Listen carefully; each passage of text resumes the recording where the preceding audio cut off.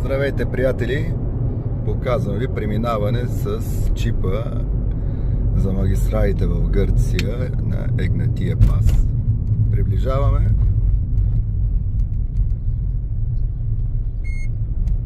И преминаваме.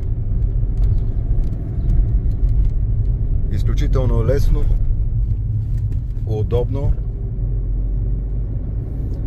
и го препоръчвам на всички пътуващи да го използват, защото значително облегчава работата.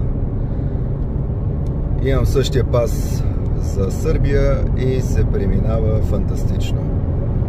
Сръбските пасове се зареждат по бензиностанциите, а гръцките пасове спокойно си ги зареждате през интернет с сумата, която общо взето ви трябва за цялото пътуване.